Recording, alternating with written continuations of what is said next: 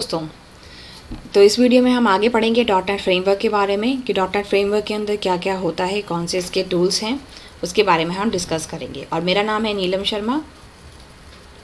तो इसमें हम पढ़ेंगे डॉट नेट फ्रेमवर्क का आर्किटेक्चर और कॉमन इंटरमीडिएट लैंग्वेज, जिसे हम कहते हैं CILB, common language run time, intermediate language जिसे कि हम कहेंगे metadata, dot net framework languages and tools, और डॉट नेट फ्रेमवर्क के मेजर कंपोनेंट्स और इसका कंपाइलेशन एंड एग्जीक्यूशन कैसे होता है।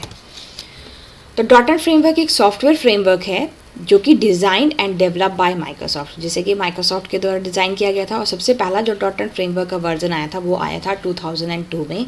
उस टाइम पे जो डॉट नेट फ्रेमवर्क का था उसका वर्जन चल रहा था 1। और ये जो डिज़ाइन किया था basically form based application, web based application and web services के लिए। और इसमें उस टाइम पे जो लैंग्वेजेस यूज़ होती थी, there is a variety of programming languages available in dot net framework now. तो अभी जो हमारे पास डॉट नेट फ्रेमवर्क के अंदर बहुत सारी लैंग्वेजेस अवेलेबल होती हैं, VB.NET, C#.NET, F#.NET, J#.NET, COBOL, Fortran, pascal. जब आप इंस्टॉल करेंगे, इंस्टॉलेशन के टाइम पे डॉट नेट के अंदर आपसे ये सारी चीज़ें पूछी जाती हैं। It is use to build applications for Windows phones, यानी कि ये क्रॉस प्लेटफॉर्म है। तो क्रॉस प्लेटफॉर्म के अंदर जैसा कि हम आजकल अपनी वेबसाइट्स को मोबाइल के ऊपर भी खोलते हैं और साथ ही साथ हम उन एप्लीकेशंस को अपने लैपटॉप में खोल सकते हैं या किसी और डिवाइस में डेस्कटॉप डिवाइसेस के ऊपर खोल सकते हैं।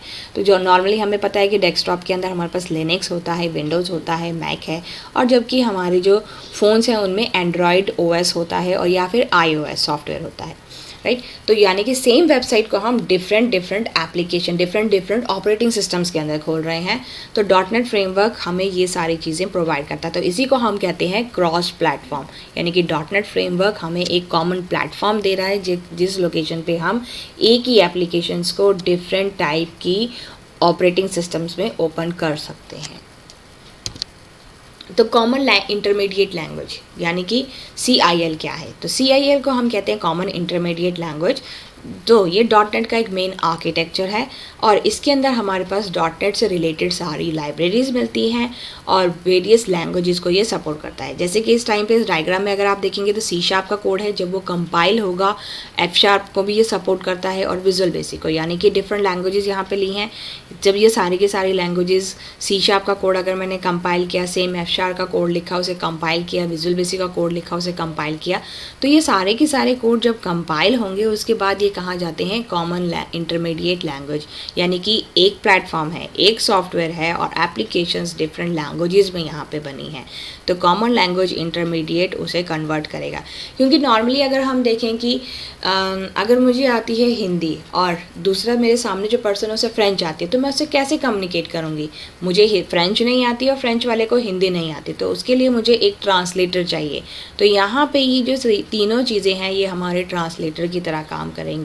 कंपाइलर ने क्या किया? यहाँ पे कोड को कन्वर्ट कर दिया नॉर्मल फॉर्मेट में, यानी कि कंपाइल किया, वहाँ पे चेक किया, सारी एरर्स वगैरह देखी और फिर उसने भेजा कॉमन इंटरमीडिएट लैंग्वेज है। कॉमन इंटरमीडिएट लैंग्वेज ने क्या किया? यहाँ पे चेक किया कि हमारा प्रोग्राम कौन सी लैंग्वेज में लिखा हुआ है। फिर उसके बाद ये प्रोग्राम जाता है CLR के पास और CLR के बाद जाता है ये मशीन कोड में। क्योंकि हमें पता है कि जब हम यूज़र हैं, हमें इंग्लिश आती है, हिंदी आती है, सपोज़ फ्रेंच आती है, बट मशीन को तो पता है सिर्फ बाइनरी लैंग्वेज है, तो वो है 0101। अब मशीन उस बाइनरी हमारी लैंग्वेज को बाइनरी लैंग्वेज में हमें उसे कन्वर्ट करने के लिए बीच में ये इंटरमीडिएटर हैं। तो ये बेसिकली हमारे इंटरमीडिएटर की तरह काम करते हैं।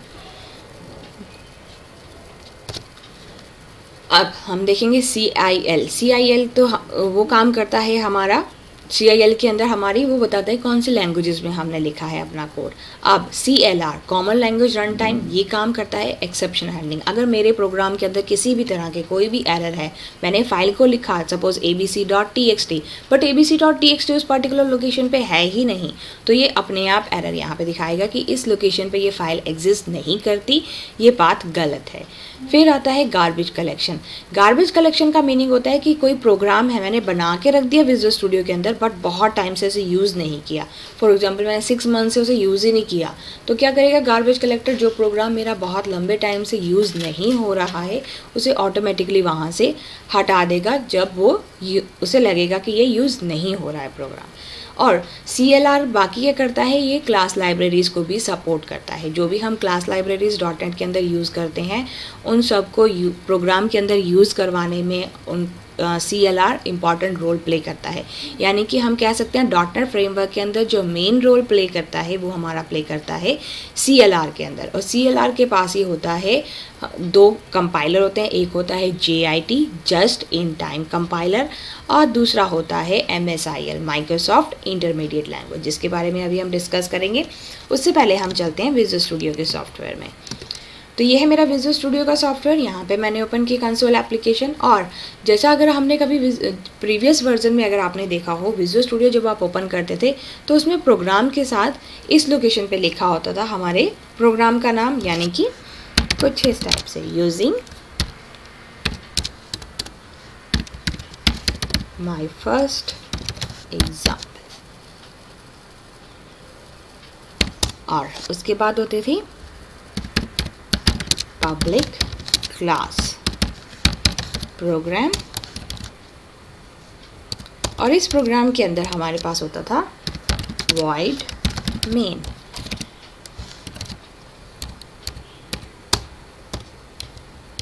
तो अब विजुअल स्टूडियो 2022 है तो इसके अंदर ये चीज़ें इंक्लूड नहीं होती। अगर आपको कुछ भी रन करना है आप यहाँ पे डायरेक्टली डिफ़ाइन करेंगे।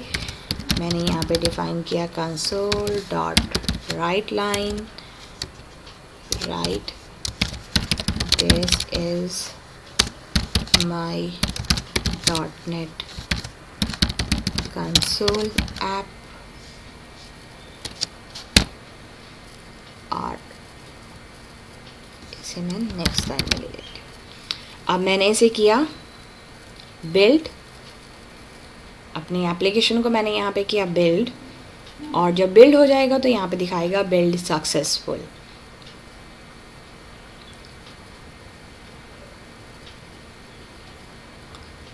और इस लोकेशन यहाँ पे आपको दिखाया इसने बिल्ड सक्सीडेड 0 फील्ड, यानी कि अभी इस लोकेशन पे कोई एरर नहीं है। तो ये सारा काम यहाँ पे आप देखेंगे कि माई फर्स्ट एक DLL बन चुकी है और उसका पाथ कौन सा है, ये है मेरा उस DLL का पाथ, जो कि पाथ मिलेगा बिन डिबग डायरेक्टरी के अंदर। अभी मैं इसके बारे में भी आपको बताऊंगी। उससे पहले हम देखते हैं लाइब्रेरीज। डिपेंडेंसीज में जब आप जाओगे तो इस लोकेशन पे एनालाइज़र के अंदर भी यहाँ पे ये C# के ओरिजिनल स्ट्रिंग कंपैरिजन, तो जो हमारे स्ट्रिंग कंपैरिजन वगैरह होते हैं वो सारे जाएंगे एनालाइज़र के अंदर। डिस्पोज वगैरह जो मैंने आपको CLR में बताया कि गार्बेज कलेक्शन का काम, तो वो सारा का सारा आपका इस लोकेशन पे। बाकी ये सारी हमारी लाइब्रेरीज़ हैं तो जो कि अब इस टाइम पे हाइड की हैं। पहले हमें ये साफ दिखाई देती थी बट इस लोकेशन पे अब इन्होंने सब कुछ हाइड किया है।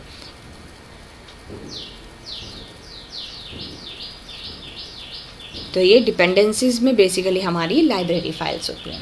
तो अभी मेरी एप्लीकेशन बिल्ड हो गई है और अब मैं इसे रन करूँगी। स्टार्ट डिबगिंग, आप F5 फंक्शन की प्रेस कर सकते हैं, अदरवाइज़ आप इस मेन्यू से भी डिबगिंग कर सकते हैं।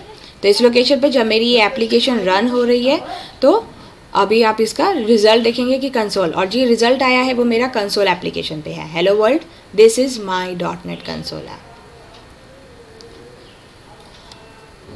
अब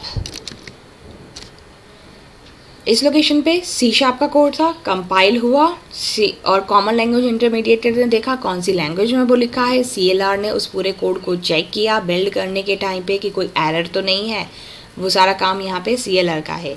और उसके बाद इंटरमीडिएट लैंग्वेज यानी कि मशीन कोड में वो कन्वर्ट होगा, which is convert when the code is compiled called metadata. तो जो मशीन कोड में वो कन्वर्ट होता है, यानी कि मशीन तो सिर्फ 0101 को ही अंडरस्टैंड करती है, बट उसने मुझे मेरी लैंग्वेज में ही मुझे इन्फॉर्मेशन दी है। अगर ये information this is my demo application या जो भी मैंने मैसेज लिखा वो अगर मुझे 0101 में दिखाई दे तो वो तो मुझे बिल्कुल समझ नहीं आएगा, राइट। तो उस चीज़ को जो मशीन लैंग्वेज है, मशीन लैंग्वेज को अगेन फिर CLR से होता हुआ CIL और फिर कंपाइलर उसे हमारी लैंग्वेज की फॉर्मेट में दिखाता है। तो internally CLR include JIT। CLR के पास क्या होता है, JIT just in time compiler. ये फर्स्ट कंपाइलर है which convert MSIL code to machine code and which is further, यानी कि GIT कंपाइलर के बाद जो कोड जनरेट हुआ उसे हम कहते हैं MSIL।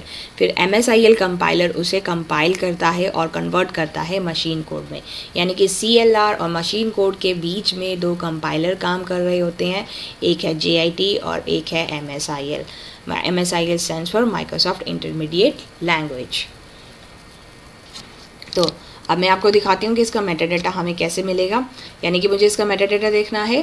तो सबसे पहले मैं इस लोकेशन पे जाती हूँ, हम सर्च करेंगे कमांड प्रॉम्प्ट। मुझे चाहिए डेवलपर कमांड प्रॉम्प्ट, क्लिक किया मैंने इस लोकेशन पे और मुझे देखना है बेसिक इस लोकेशन पे मेटाडेटा। तो मैं यहाँ पे लिखूँगी ILDASM, इंटरमीडिएट लैंग्वेज डिसअसेंबलर, इसे हम कहते हैं ILDASM। ILDASM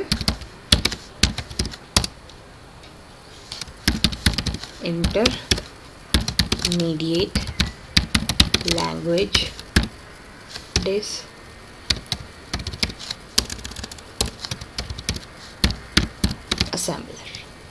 IL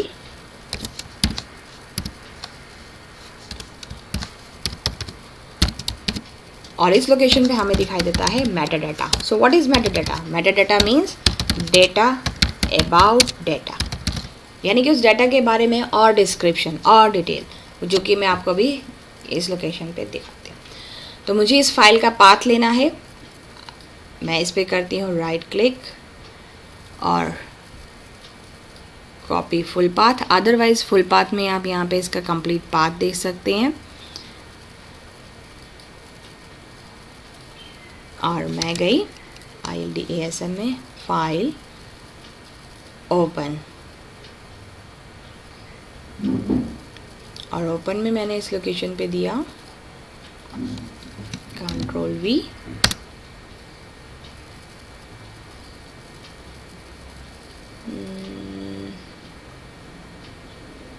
not this, not a CS project.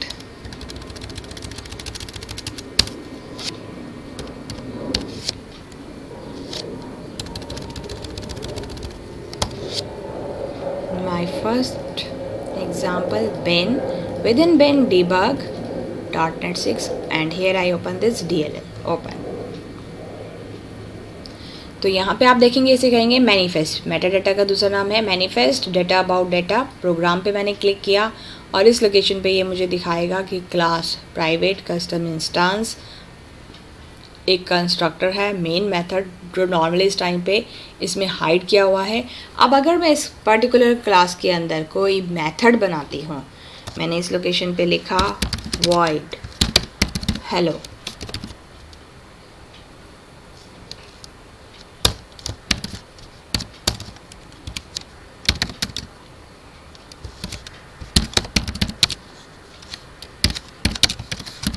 hello to all। और same I create another method, एक और मेथड बनाया my file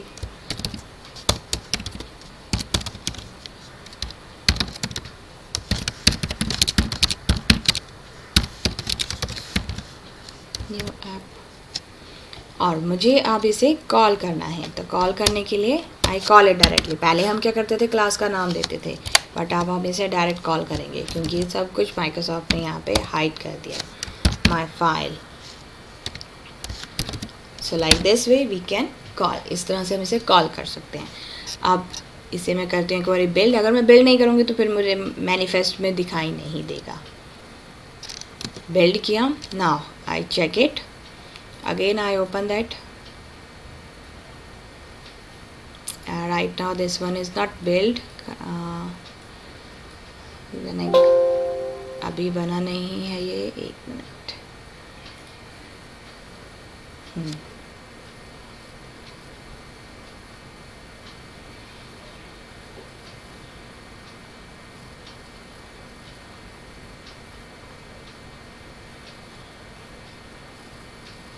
okay, this file is already used in use, so first मुझे इसे क्लोज़ करना पड़ेगा।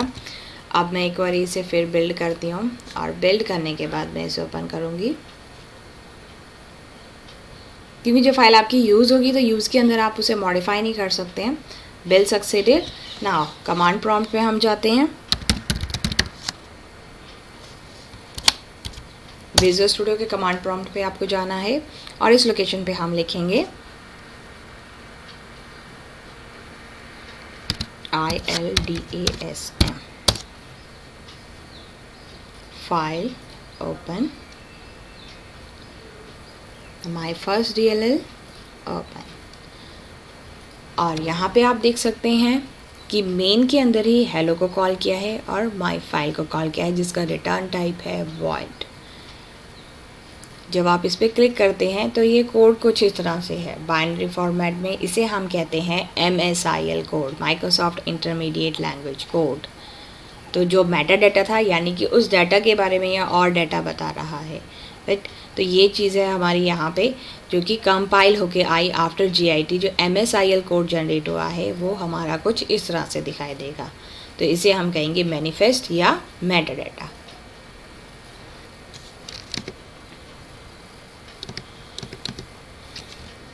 तो इस लोकेशन पे CLR इंक्लूड GIT और फिर जो अब ये मैंने आपको मेटा डाटा दिखाया, मैनिफेस्ट दिखाया, उसे वो जनरेट होता है माइक्रोसॉफ्ट इंटरमीडिएट लैंग्वेज फॉर्मेट में। अब C# का कोड कंपाइलेशन यानी कि सोर्स कोड C# में लिखा, लैंग्वेज कंपाइलर उसने चेक किया कौन सी लैंग्वेज में है ये, फिर MSIL ने क्या किया, उसका मेटा डाटा जनरेट किया जिसे हम कहते हैं मैनिफेस्ट भी। या तो मेटा डाटा कहेंगे या मैनिफेस्ट कहेंगे, दोनों टर्म्स आपकी सेम है। और मेटा डाटा और मैनिफेस्ट का मीनिंग है जो मैंने कोड बनाया उसके बारे में और डिटेल में बताना। जब आप उसे क्लिक करोगे तो वो उसकी बाइनरी फॉर्मेट दिखाता है और माइक्रोसॉफ्ट लैंग्वेज की फॉर्मेट में दिखाता है। और उसके बाद आता है हमारा GIT just in time compiler और फिर नेटिव कोड में वो कन्वर्ट होगा। तो ये प्रोसेस पूरा हमारा चलता है .NET के अंदर। तो इसमें जो हमारी लाइब्रेरीज वगैरह सब इंक्लूड होती हैं जब CLR उसे एग्जीक्यूट करता है। CLR ने क्योंकि बिल्ड टाइम पे चेक किया कि मेरे प्रोग्राम में कोई एरर तो नहीं है। जब मैंने अपनी DLL ILDASM में ओपन की थी उस टाइम पे CLR ने ऑटोमेटिकली एक एरर दिखा दिया बिल्ड टाइम पे कि ये फाइल आपकी ओपन है, आप इसे दोबारा से जब तक ये क्लोज़ नहीं करोगे आप इसमें काम नहीं कर सकते। तो .NET फ्रेमवर्क में डिफरेंट लैंग्वेजेस सपोर्ट करता है ये C#, F#, VB यानी कि मल्टीपल लैंग्वेजेस इसके अंदर अवेलेबल हैं। तो इस लोकेशन पे अगर सपोज़ मैं कोई न्यू एप्लीकेशन अगेन बनाती हूँ, फाइल न्यू प्रोजेक्ट, तो यहाँ पे आप देख सकते हैं कि डिफरेंट लैंग्वेजेस ये आपको सब प्रोवाइड करेगा। तो जिस लैंग्वेज में आपको अपना प्रोजेक्ट बनाना है आप अपना प्रोजेक्ट उस लैंग्वेज में नेक्स्ट टाइम चूज़ कर सकते हैं।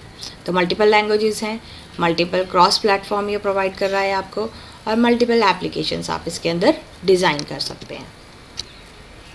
और टूल .NET फ्रेमवर्क make it easy for you to create, deploy, manage application in a .NET with a target framework. तो यहाँ पे मैं आपको बताऊँगी आगे कि NuGet पैकेज के थ्रू हम डिफरेंट लाइब्रेरीज फाइल्स को ऐड कर सकते हैं। अभी तो ये सिर्फ इंट्रोडक्शन है, स्टार्टिंग है। आगे मैं आपको बताऊँगी कि NuGet पैकेज हम कैसे यूज़ करेंगे।